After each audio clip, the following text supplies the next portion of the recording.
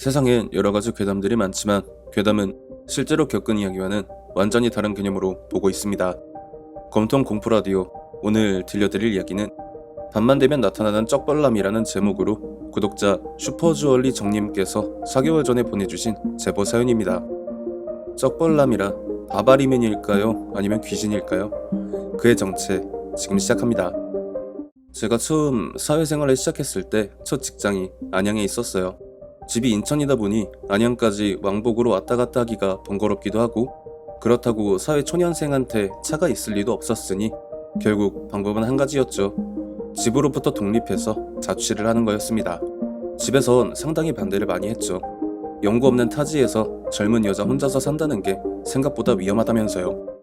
하지만 저는 태권도만 4단에 아마추어 복싱대회 우승 전적도 있는 사람이라 그까짓 괴한이나 변태쯤은 얼마든지 제압이 가능하다며 제 결정을 강행했습니다. 생각보다 이상한 거 투성이인 상황이었는데 사회초년생의 무지함 때문이었을까요? 보증금 없음, 월세 20만원에 풀옵션. 안양 번화가에서 걸어서 10분 거리에 있는 약간 낡은 원룸이었는데 대충 제 삼촌뻘 정도의 세대들이 젊은 시절을 보냈을 법한 그런 곳이었어요. 외관은 완전히 그 와르르 맨션 수준이었고, 외벽 상태나 엘리베이터 없는 말 그대로 구식 건물. 계단도 몇 번 왔다 갔다 하면 당장이라도 무너져 내릴 것 같이 위태로웠지만 방 상태는 깔끔하더라고요. 벽지도 새로 돼 있고 화장실도 생각보다 넓었고요. 특히 침대랑 옷장을 갖다 놔도 생활 공간이 많이 남는 널찍한 방이었어요. 대략 12평 정도 돼 보일 정도로요. 저는 상당히 만족했고 당장 계약서에 도장을 찍었습니다. 그 집에 사람은 아닌 이상한 놈이 서식하고 있는 줄도 모르고 말이죠. 제가 잠기가 어두운 편이라 어지간한 소음이 들려도 거의 못 듣고 잘 자는 편인데 그 방에 들어간 이후로 지독한 불면증에 시달리게 됐어요. 방 여기저기서 들려오는 그 맨발로 옛날 장판 밟으면 쩍하고 달라붙었다가 떨어지는 그런 소리 때문이었습니다. 싼 이유가 다 있었네. 뭐 여기 귀신이 붙어있나? 하는 생각이 안 들면 이상한 거였겠죠. 하지만 저는 그런 거 별로 무서워하지도 않고 까짓거 나오면 흠씬 두들겨 패버리면 되지 하고 있었는데, 그날은 그 쩍쩍하는 소리가 한참 정신없이 들려오다가 갑자기 어느 한 지점에서 멈추더라고요. 제 침대 앞이나 옆쯤에서 멈춘 것 같아서 눈을 살짝 떠서 요리조리 둘러봤는데, 아니 이게 웬걸? 바바리 코트를 입은 웬 남자가 제 침대 바로 옆에 서서 특유의 끈적끈적한 눈빛을 뾰롱뾰롱 보내면서 키득키득 웃는데, 아, 이 새끼가 지금 당장이라도 저 바바리 코트를 양 옆으로 찢으려고 하나 보다. 아니나 다를까 제가 자기를 쳐다보고 있는 걸 눈치챘는지 제 방이 떠나가라 웃으면서 코트를 양 옆으로 쬐습니다. 그런데 그 안엔 남자의 알몸이, 이걸 뭐라고 설명해야 할지 두서가 잘 안 잡히는데, 남자분들이 의자에 앉아서 다리를 쫙 벌리고 있는 특유의 자세가 있거든요. 그 쫙 벌린 다리가 정확히 어깨 아래 부분부터 무슨 바퀴벌레 다리 마냥 늘어져 있었어요. 그러니까 상체랑 하체가 붙어 있어야 하는 부분이 전부 쩍벌다리들이었다라는 말이 되는 거죠. 너무 기괴한 거예요. 바퀴벌레가 사람의 형상을 띠면 대략 저런 모습일까라는 생각이 들 정도였죠. 저는 바퀴벌레를 정말 극혐하는데 걔네는 쬐꼬만하기라도 하지, 이거는 안 본 사람은 어떤 느낌인지 모를 거예요. 바로 그 순간부터 정신을 놨고 눈을 떠보니 무섭다? 아니, 일단 사람이 아니고 귀신이니까 안 무섭다라고 하면 이상하겠는데, 무섭다기보단 그 기괴함, 징그러움이 너무 압도적이라 퇴근길에 눈가리개를 샀죠. 그냥 보고 듣기를 포기하고 무시하고 잠을 자야겠다, 이 생각뿐이었습니다. 하지만 그 쩍벌남은 온갖 수단과 방법을 가리지 않고 저를 괴롭히기 시작했어요.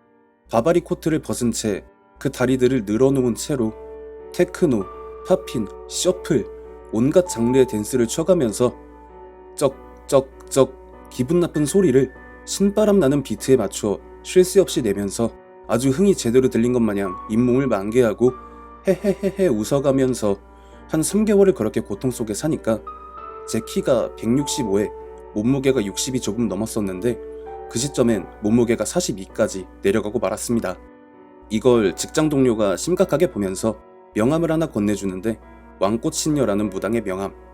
저는 아무따 전화를 걸었고 돈은 제 형편상 많이는 못 드리는데 대신 상다리 부러지게 술상 봐드릴 테니까 불쌍한 중생 구원한다 셈치고 한 번만 와서 봐달라고 아주 구구절절 간절히 빌고 또 빌었죠.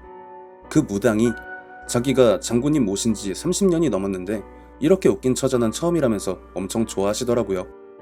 그렇게 그날 저녁 퇴근길에 만나서 제 방으로 같이 왔는데 갑자기 무당분이 화장실로 냅다 달려가더니 우레폭풍을 동반하고 모든 걸 개워내고 나오시면서 저게 뭐 바퀴벌레 혼이랑 사람 혼이랑 섞였나 하면서 허탈하게 웃으시더라고요. 30년 동안 별의 별걸 다 봤는데 저건 너무 징그러워서 쳐다도 못 보겠다면서요. 그러면서 제 방을 막 둘러보시더니 여기네 여기야 하면서 어느 한 곳을 짚으셨는데 화장실에서 씻다가 춤추다가 미끄러져서 안 좋게 된 거라고 빵 터져서 계속 웃으셨네요. 그냥 장난기가 많은 놈이지 저를 해치려는 그런 귀신이 아니라고 부적 몇 장을 화장실 문에 붙이셨어요. 씻을 때나 일 볼 땐 무조건 화장실 문을 열어서 부적이 거울을 향하게 하고 잠을 잘 땐 절대 화장실 문을 열지 말라고 하셨고요.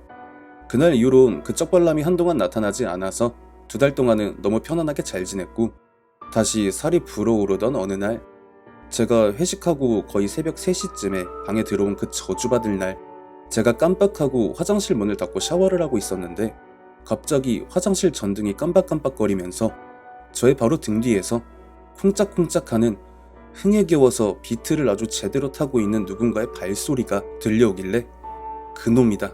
이건 100% 그놈이다. 라는 생각이 드는 그 순간 자기야 보고 싶었어. 라는 지금 생각해도 온몸에 털이 바짝 서는 중저음의 느끼한 목소리가 제 귀를 아주 강력하게 때렸고 저는 수건 한 장만 챙긴 채 득달같이 화장실에서 뛰쳐나올 수밖에 없었습니다.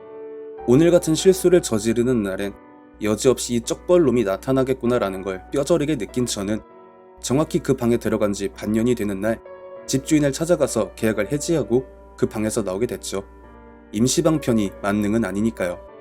분명히 그 쩍벌놈한테서는 살기라던가 아니면 원망을 띤 무언가가 느껴지기보단 순수한 그저 사람하고 놀고 싶어하는 그런 장난기에 약간의 음흉함을 더한 웃긴 놈이었던 기억이 있네요.